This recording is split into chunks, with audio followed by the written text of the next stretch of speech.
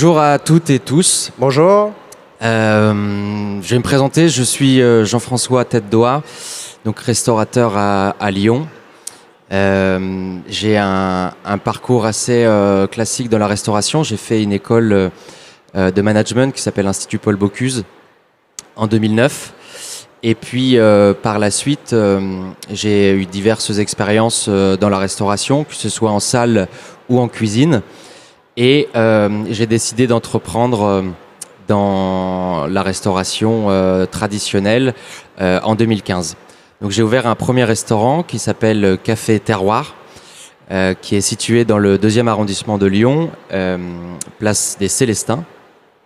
Donc un restaurant de type bistrot qui propose des produits exclusivement de la région Auvergne-Rhône-Alpes. Et par la suite, on a eu, puisque je suis associé avec Lémi Brou, qui a fait la même école que moi, j'ai ouvert un bar à vin qui s'appelle la Cave Café Terroir, non bien loin du restaurant principal, en 2017. Et fort de ces deux ouvertures, nous avons eu l'opportunité d'ouvrir un 3e restaurant qui a un positionnement un petit peu différent, puisque c'est un restaurant gastronomique qui s'appelle Monsieur P. Voilà, qui est exactement à côté du Café Terroir, place des Célestins. Alors pourquoi est-ce que nous sommes là ? Parce que nous parlons de service compris. Service compris qui est en fait en quelque sorte un incubateur qui vise à aider les gens à entreprendre dans leurs projets professionnels dans l'univers de la restauration. Et donc, je suis ici à côté de Florian qui va monter son projet, qui est déjà en train de monter son projet, qui va se présenter et que j'ai la chance d'aider dans son développement professionnel autour de son projet. Merci. Bonjour à toutes et tous. Florian Viltopacho. Effectivement, donc aujourd'hui, je suis en reconversion complète. Je viens d'un secteur qui est du management, du consulting. J'ai été dans l'agroalimentaire et également au sein d'une grosse structure en tant que responsable de la dématérialisation des factures fournisseurs. Donc voilà. Et puis après ces 10 ans d'expérience à remodeler les process comptables, j'ai aussi souhaité remodeler un peu ma tête. Voilà. Non, et puis surtout me lancer enfin, parce que ça fait presque 15 ans que j'ai un projet de création d'une entreprise dans les métiers de bouche. Et donc aujourd'hui, tous les voyants sont ouverts. Je suis prêt, motivé et puis maintenant aux côtés de Jeff qui va m'accompagner. Est-ce que Flo, tu peux nous expliquer un petit peu ta démarche, pourquoi avoir choisi Service Compris, qu'est-ce que ça t'apporte et qu'est-ce que tu attends de Service Compris pour ton projet ? Alors, dans la démarche, avec ce souhait, ça fait à peu près 2 ans vraiment que le projet se concrétisait dans ma tête, mais en fait, je me sentais vraiment seul. Clairement seul, c'est pas un domaine effectivement que je connais. Du coup, tout simplement, je suis allé réseauter, regarder sur Internet, sourcer les différents organismes, et puis je suis tombé sur Service Compris. Et là, je me suis dit, c'est dingue, parce que dans le paysage de l'accompagnement des accélérateurs, j'en ai vu aucun qui du coup était spécialisé déjà dans la food. Moi, je voulais vraiment être dans le cœur, être accompagné par des pros du secteur. Et donc, Service Compris répond à ça et en plus nous met à disposition à tout un réseau, effectivement, des contacts et aussi le partage d'expérience avec les chefs comme toi. Alors, Service Compris, c'est donc à Lyon. C'est d'abord à Paris, aussi à Lille, à Nantes, Marseille maintenant depuis peu. Et donc, en fait, quand on parle d'accélérateur, quand on parle d'incubateur, c'est-à-dire que Notre rôle, c'est d'accompagner des gens dans leurs projets professionnels, mais à des niveaux techniques. C'est un retour de nos expériences aussi, c'est dire, voilà, on a déjà entrepris, on sait quelles sont les difficultés, on sait ce qu'il ne faut pas faire, et donc donner un petit peu finalement les clés pour réussir le plus rapidement possible. Et donc, qu'est-ce que tu attends de gens comme moi pour t'aider à réussir dans ce beau projet que tu nous expliqueras plus tard? Oui, là vraiment, l'attente, c'est de pouvoir être à l'aise, appréhender les codes, les techniques aussi, surtout de pouvoir partager, parce que vraiment ce que je disais au début, c'est que dans un projet de création d'entreprise, on se sent seul, vraiment seul face à nos problèmes. Et du coup, et d'autant plus quand on ne vient pas du secteur ciblé. Et là, clairement, d'être avec des chefs comme Jeff ou Franck et Maï Deloum qui m'accompagnent également, du coup, ça permet d'avoir ce partage d'expérience, ce regard et d'être soutenu. D'être soutenu, c'est le plus important, vraiment, et pour le coup, pour avancer sereinement. Voilà, donc après, ce qui est intéressant aussi, c'est que on peut t'apporter une vision, mais la vision finalement c'est un petit peu toi qui dois l'avoir et nous qui devons t'accompagner pour aller dans le sens que tu veux, mais c'est aussi te partager un réseau, te partager des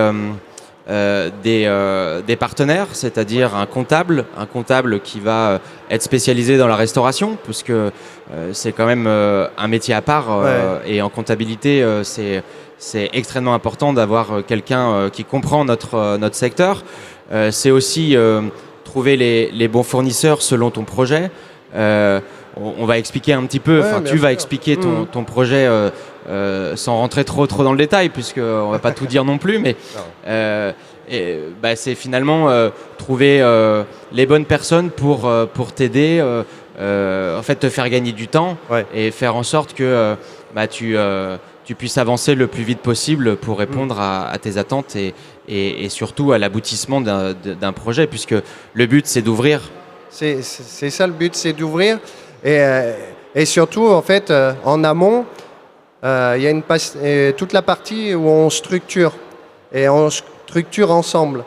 Parce qu'on se voit régulièrement. Donc, les mentors qui m'accompagnent, déjà, on échange souvent. On fait des points réguliers dans le mois. On passe du temps. Je leur explique les différentes étapes, là où je peux bloquer également.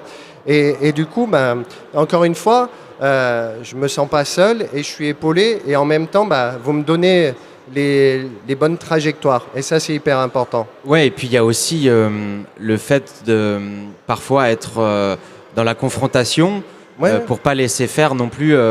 Parce que c'est vrai que quand on veut ouvrir un restaurant, quand on veut ouvrir un bar ou une boulangerie, je ne sais quelle affaire dans le milieu de la restauration, on est plein de rêves.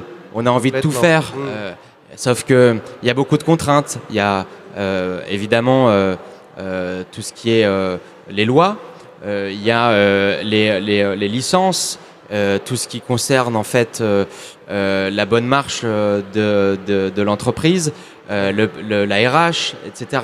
Et c'est vrai que quand on démarre, on a des étoiles plein les yeux, on a envie de tout faire et en fait on se rend compte que c'est pas forcément tout n'est pas forcément possible, en tout cas tout de suite. Et donc on est aussi là pour dire non, ça Flo, pas, ça c'est pas possible.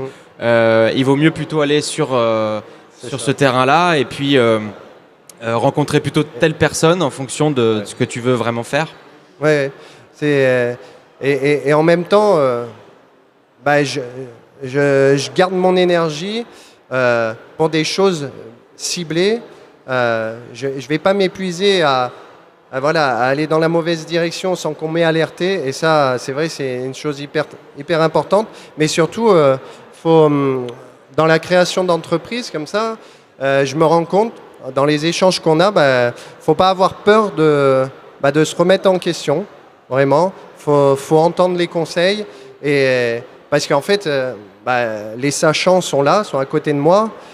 J'ai effectivement mon idée, j'ai plein de rêves, j'ai plein d'envies, mais pour avancer, pour arriver sur une affaire saine et qui va durer dans le temps, je me rends compte que le socle, il faut qu'il soit vraiment costaud.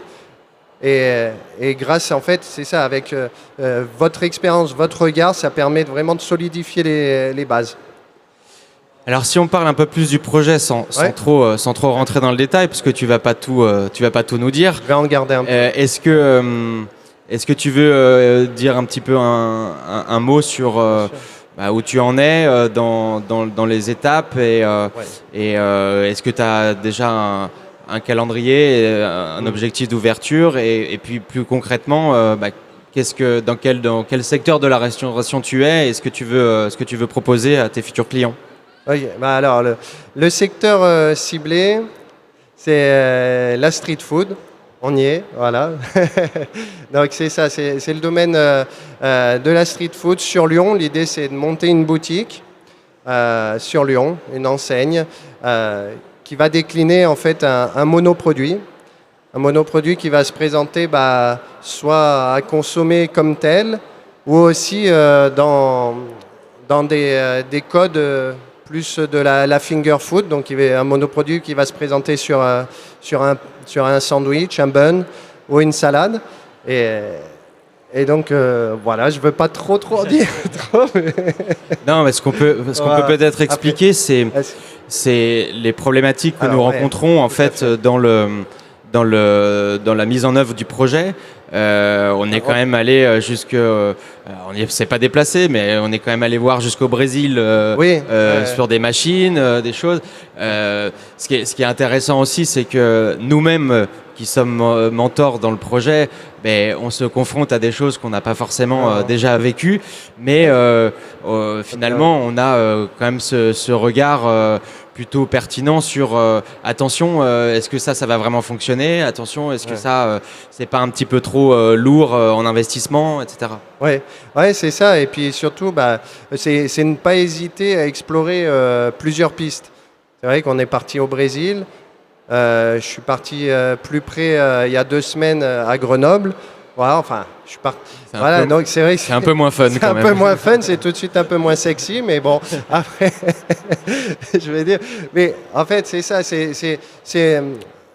faut s'engager vraiment dans le projet, c'est un engagement. Et du coup, ça veut dire, on s'engage, ok, on va même s'engager sur des pistes qui peut-être ne vont pas être les bonnes, où on va se retrouver face à des portes fermées, mais au moins on sera allé jusqu'au bout. Le but, c'est d'aller au bout et de se dire, ok, donc là on est certain, on peut aller avec ça. Là on parle d'une machine, mais ça va être même ne serait-ce que dans la recherche de locaux, aussi dans toute la réflexion, même de la scénographie, on peut aller encore plus loin, enfin même encore réfléchir sur les recettes, etc. Mais il y a un moment, c'est bien de confronter ces idées-là et d'avoir des garde-fous, là, en fait, clairement, comme les mentors. Ils vont dire, ok, toi, tu es allé jusqu'au bout là, mais stop, là, ça ne prendra pas. Voilà. Ouais, j'ai une question, s'il vous plaît. Juste, je voulais savoir comment vous vous trouvez dans votre projet. Ça va être quoi votre place? C'était la première question. Et la deuxième, vous êtes seul, vous entreprenez seul ou vous êtes en dehors de Jeff qui vous accompagne? Est-ce que vous avez des gens qui vous accompagnent dans votre projet?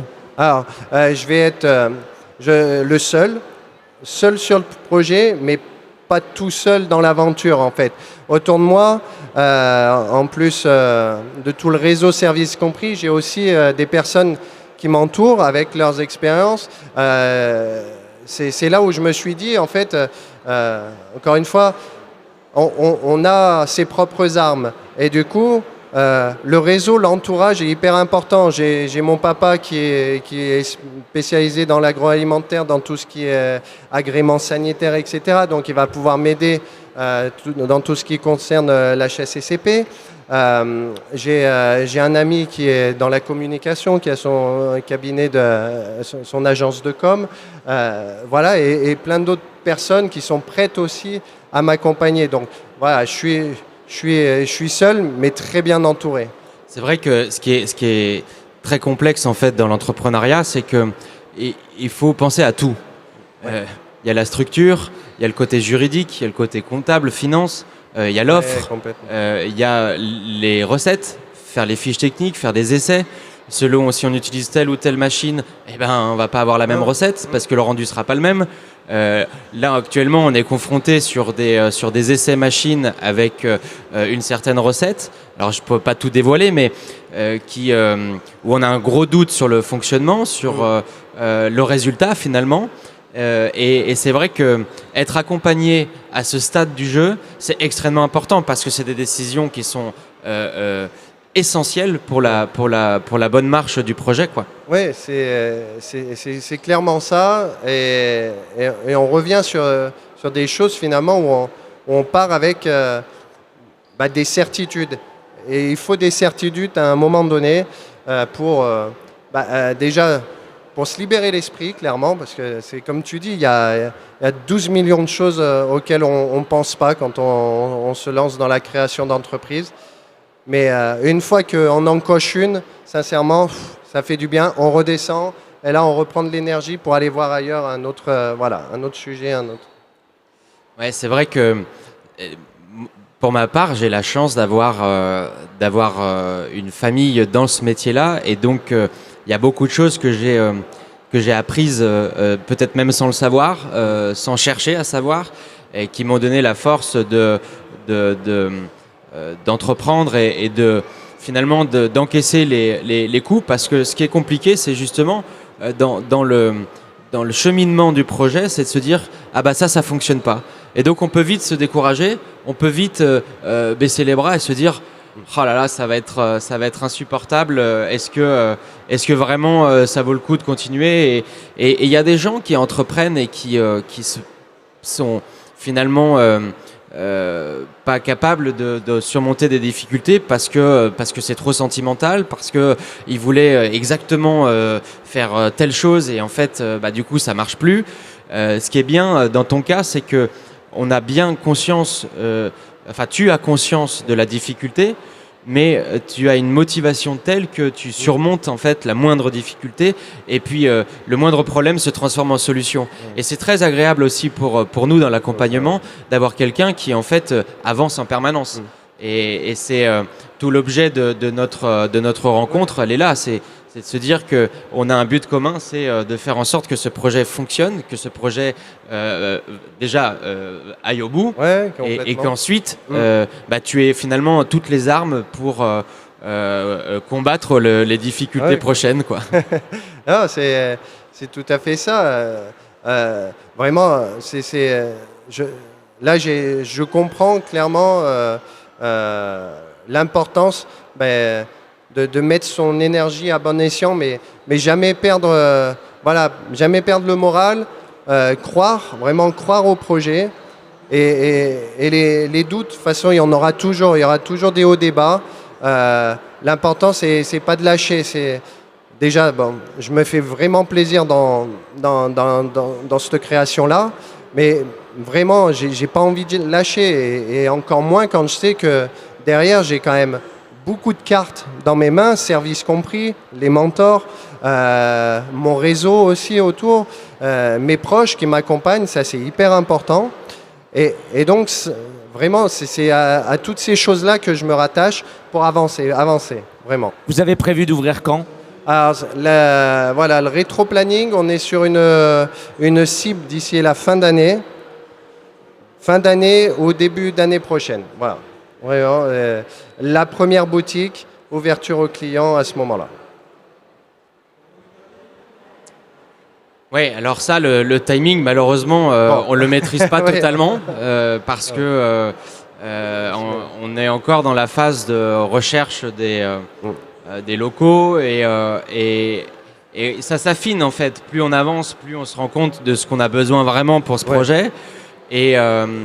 Et puis toi, tu es quand même à 100% sur le projet. Et ça, c'est en fait essentiel. C'est vrai que c'est une prise de risque. Oui. En plus, tu es papa de 2 enfants. Tu as un changement radical de vie. Et c'est vrai que tu es vraiment engagé à 100% là-dedans. Et en fait, on se dit qu'il faudrait que l'ouverture se fasse le plus rapidement possible. pour plein de raisons, mais le temps de la création, il est extrêmement important. Et le jour où le restaurant ou la boutique est ouverte, et ben là c'est le vrai soulagement et là c'est la consécration de plusieurs mois, voire années de travail. C'est vrai, je me projette et j'ai hâte d'y être, mais enfin il y a la réalité qui fait qu'à un moment faut s'armer de patience aussi, parce que les locaux, bon c'est vrai que c'est hyper important. Aujourd'hui, je suis dans cette recherche-là, la recherche du fond. C'est long, il faut être patient. Et je sais que ça va arriver. Mais c'est sûr que derrière, on se dit on a quitté un CDI, un job effectivement confortable. Mais en fait, faut laisser le temps parce que c'est sûr que derrière, une fois que ce sera en place, c'est une consécration. Je suis persuadé que ça va être énorme et là, le plaisir, il sera là. Ouais, quel a été ton moteur pour prendre cette décision de tout plaquer pour entreprendre? Je veux dire, dans le sens, est-ce que c'est cette idée? Est-ce que c'est le désir d'entreprendre? Est-ce que c'est le simple fait de vouloir avoir une place différente dans la société, c'est-à-dire embaucher des gens, créer de l'emploi.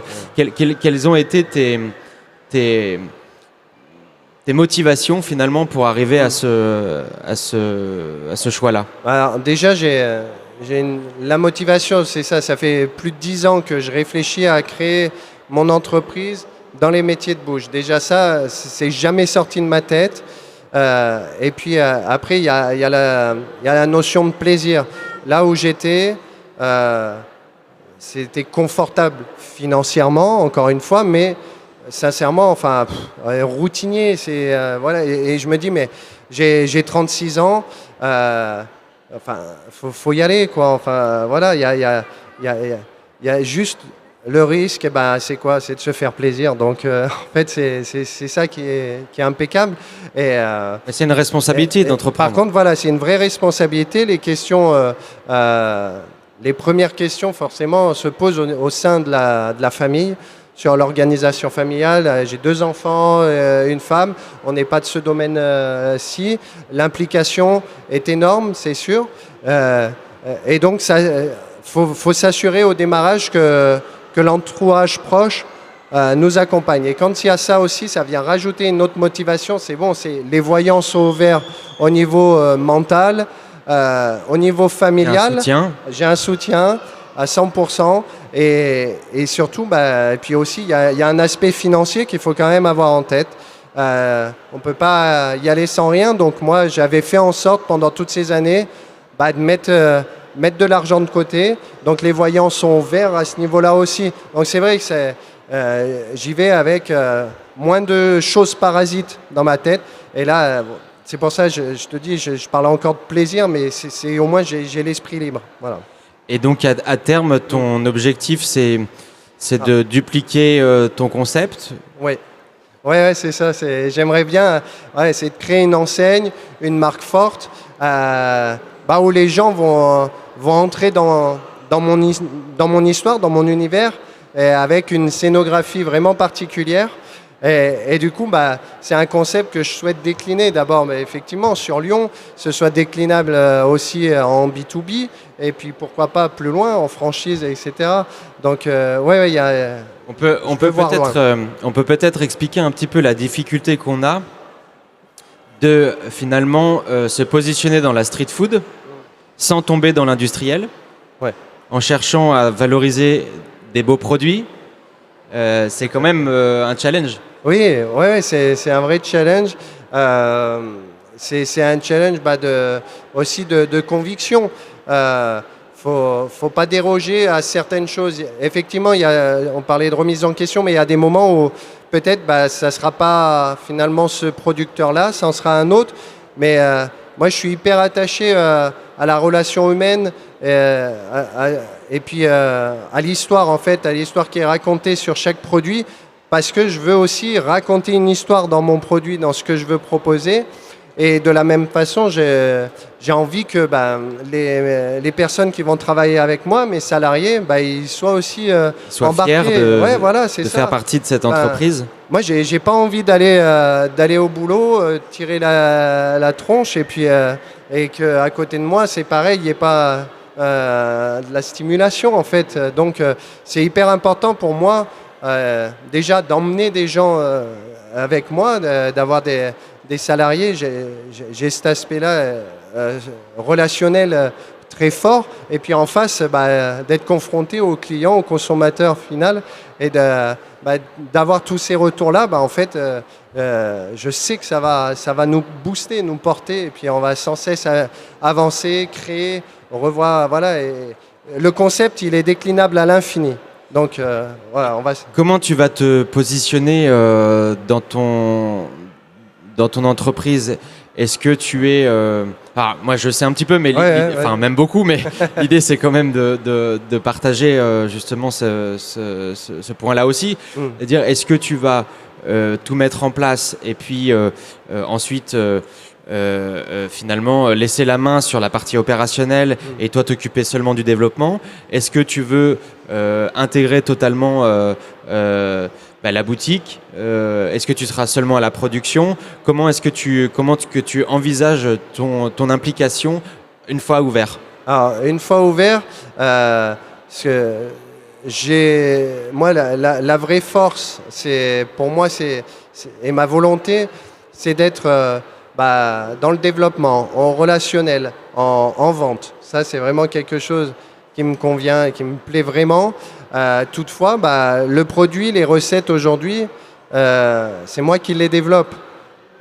Donc, effectivement, au démarrage, je ne pourrais pas ne pas être en production. Et je pense que pour comprendre aussi l'idée, le concept et ce que je veux renvoyer dans le produit, va falloir aussi que je sois quand même en production. Finalement, c'est un peu ta plus grande difficulté, c'est que, et c'est d'ailleurs le cas de beaucoup d'entrepreneurs, exactement dans notre industrie, c'est qu'il faut être bon partout. Ouais. Il faut être à la recherche et développement, à la production, au marketing, la communication, gérer les problèmes internes, la plomberie qui saute, l'électricité, les intempéries qui peuvent... Et c'est vrai que finalement, c'est passionnant et en même temps, ça nous demande d'être en fait vigilant et attentif un petit peu à tout. Et pour le coup, c'est vrai que dans ce que tu veux faire, on sent que c'est difficile de ne pas parler du projet mais ce qui est intéressant, c'est de voir les valeurs que tu veux transmettre, qu'elles soient dans la qualité des produits, mais aussi dans le côté humain, dans le management, et le fait de vouloir développer en ayant en tête de promouvoir finalement le bien. Oui, complètement. Enfin, moi, c'est ce que je ressens quand je travaille avec toi, c'est qu'il y a une vraie volonté de vouloir faire bien, de faire le bien à la fois dans ce que tu proposes, mais aussi dans la façon dont tu veux engager ton entreprise. Oui, complètement, hein, c'est sûr. Je veux vraiment que en fait, donner du sens. Vraiment, c'est ça. C'est donner du sens. Donc, effectivement, il y a donner aussi quelque chose de bien et le faire bien. Et ça, sans avoir du sens dans ce qu'on veut faire, en tout cas pour moi, c'est vraiment, c'est en dehors de ma façon de travailler et de procéder. Donc, c'est vrai que je mets la barre assez haute, mais parce que je ne viens pas de ce domaine-là. Donc, il y a ça, mais c'est que surtout, c'est mon exigence et c'est ce que je veux transmettre aussi. Donc, je ne veux pas déroger à ça et toujours rester sur quelque chose de très qualitatif voilà, qui sera aussi mon univers. Un peu, bon, on va être sur... j'en dis un petit peu sur des choses. Non, je vais donner 3 choses. Juste 3... trois adjectifs, 3 qualificatifs pour ce projet-là. C'est vrai que on est sur quelque chose de ludique, vraiment, de gourmand et aussi déclinable à l'infini au gré des saisons. Voilà, le respect des saisons aussi. Ah, c'est bien résumé. Ouais, voilà, c'est bon, mais j'en dirai pas plus. Non. Est-ce que tu veux rajouter quelque chose? Non, c'est tout bon, mais merci. Non, Déjà, non, merci à surtout toi. Merci, j'en profite pour te remercier. Mais j'allais te dire la même chose. Je suis très content de t'accompagner merci. avec Maï et Franck. Et puis, j'espère que ce sera un franc succès en tout cas. Ouais, j'espère. Merci à toi. Merci beaucoup. Merci.